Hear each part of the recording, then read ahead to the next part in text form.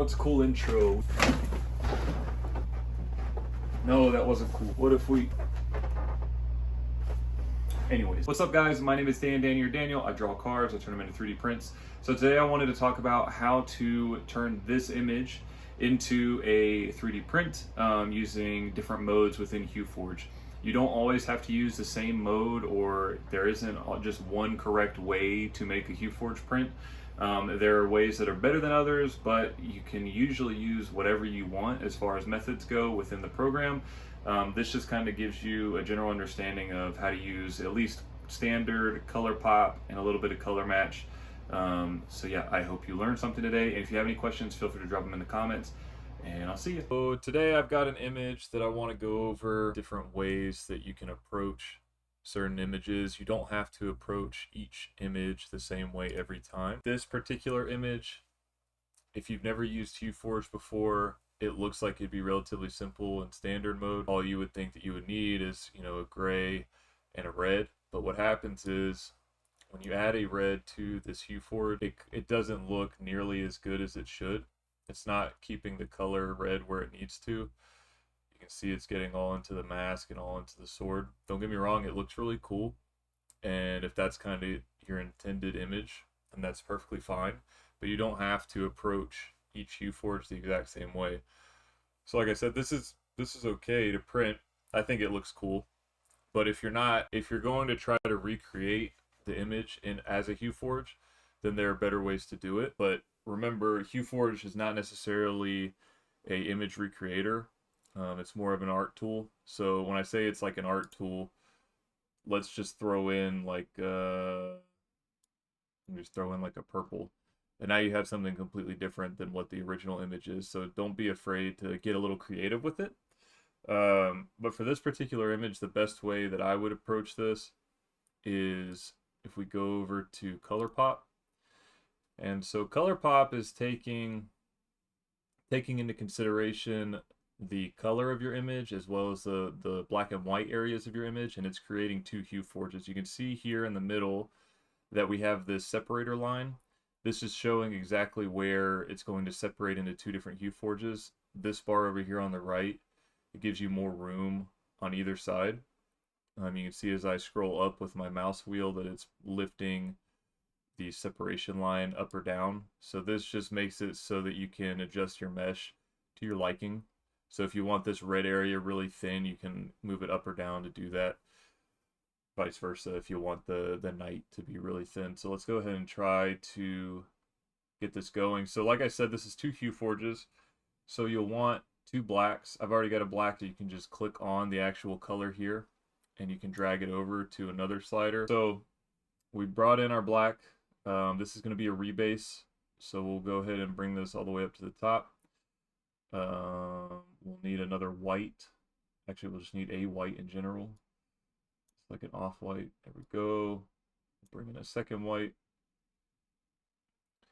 So pay attention to the color core here in the center. So right now I've got black at the bottom of this particular HueForge, and then black in the bottom of this particular HueForge. So if we look in wireframe, you can see these peaks and valleys of the drop off of where the first and second HueForge start.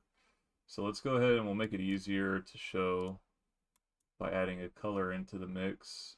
I'll just take this random red that I have. So right now, it's not exactly working the way that we want to. It's not picking up that red area like it's supposed to. So this will be like kind of the night color, if I'm not mistaken, and this will be the cape. So the way that we get HueForge to realize that like this is the color and this is the black and white area is we play around with this tolerance slider. So if we bring this up, and then we can actually bring this red upstairs, we can keep playing with the tolerance, and then that looks pretty good the way it needs to. Now you can see we've got this white area at our topmost that's looking pink. That's obviously not intended. This is where TD becomes a really big factor. We can come down a little bit on the red, but then you get this faded pink looking area for, the cape, and we don't want that. So we really want that solid cape. So what we would do to combat that is we would just use a lower TD white. Right now I'm using a 5.7. That's Bamboo's Jade White. I have a Polyterra Cotton White that's like a 1 TD. It's pretty much opaque. There it is, 1.5. And that fixes our background issues. That's another way that we can approach this. Go ahead and turn on wireframe just so that you can see. So like I said, it's 2 HueForges, so you can see where it's starting to stack from one HueForge to the next HueForge, and you'll be able to really feel that whenever you print it. That's why wireframe's so useful, so that you can see these kinds of things. So you can see the cliffs a lot easier. We can invert this as well. I want to talk about extra gap before we talk about inverting. Extra gap is if we really needed to rebase, going from like our topmost layer of this first HueForge is white, and then we had like a lower TD. We don't necessarily need black. It's just for this image that I picked, we needed black. But if we had like I don't know, like a higher TD blue or something along those lines, and then we stack that on top of the white from this HueForge, it might look a little messed up or a little bit see-through, like what we had with the pink background that I showed you earlier. So that's where extra gap comes in. Extra gap is adding an extra layer of whatever your base color is for your second HueForge. That way you just get the opacity that you need for your next, for your next HueForge to build the second HueForge. So now if we wanted to invert, so like let's say right now we've got the red cape on the topmost. Let's say that we wanted that in the background and we wanted the knight's armor on the top. If I'm not mistaken, we just invert our tolerances here. Reorder sliders to make it easier to look at, and then we'll just go ahead and play around with these. So we'll come up here. What a mess. What a mess. Let's turn this off for a second, actually. Let's bring this up. Keep this here. So I always like to start off with a black base layer for any of my HueForges, just so that it's an even color across. Because what happens is if you use like a 3.4 red, for example, what we have in this picture, it's almost going to look like a lithophane if you have light behind it. So I always like to start with a really low TD black. You don't have to, it's just personal preference there. So we'll bring down the black for the other HueForge. Let's bring it up, get some detail in here. There we go.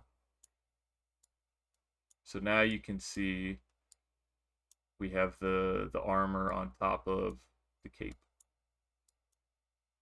And we can continue to play around with this. I keep reordering the sliders because I'm so OCD with it. I just want them in order while I'm working. Makes it easier to see. So that's how we use color pop. Another way that we can accomplish this image. So this image didn't have that much blending. If you needed, like if you had a more detailed image, you can just go up here to your layer height and you can change this to 0.04. Most 0.4 nozzles will go all the way down to a 0.04 layer height. So just keep that in mind that you are okay to just go down to 0.04. It drastically increases the print time, but it also increases the image quality. So if you have little text, little details that you need to really pop, like let's say that you're doing like a map, you're really going to want to go down to a 0.04. And in those situations, you would even want to go down to a 0.2 nozzle just to get really crisp lines. But for the majority of projects, you can accomplish most HueForges with just a 0.4 nozzle. Another thing that I want to talk about are Luminance Method. So this is how HueForge is looking at your image. You can see the darker areas, that's what it's taking into consideration, is thinking that it's red. It's seeing that this is a color, so it makes it drastically darker. This is how HueForge is making the mesh. It's looking at the Luminance Method, and then it's also looking at RGB values. So that is very useful to know, and that is in all of your modes, standard and color pop and everything. So let's go back over to here.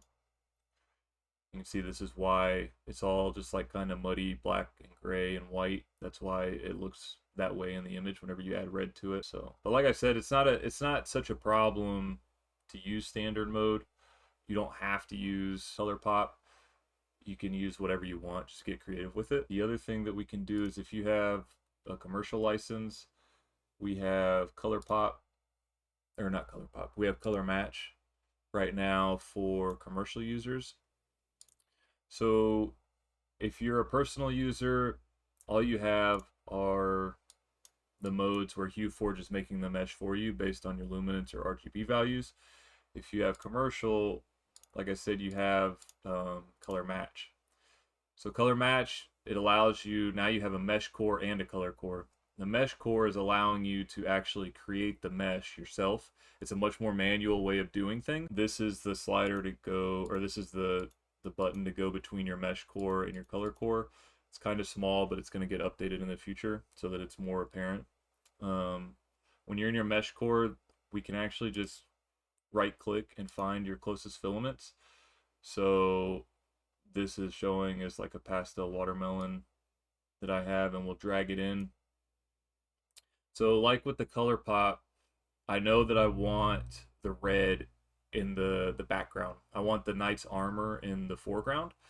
So when you're making the mesh, you bring it down to where you want it. You have control of where in the mesh these parts of it are, if that makes sense. You control everything about your mesh. If we look, you can see that white is on top of the red.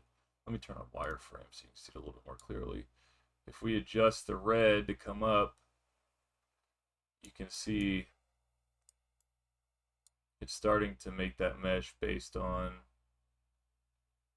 where you're putting the red in the mesh core. And I just wanted to really drive that home. So to continue, we have our red. Grab a gray.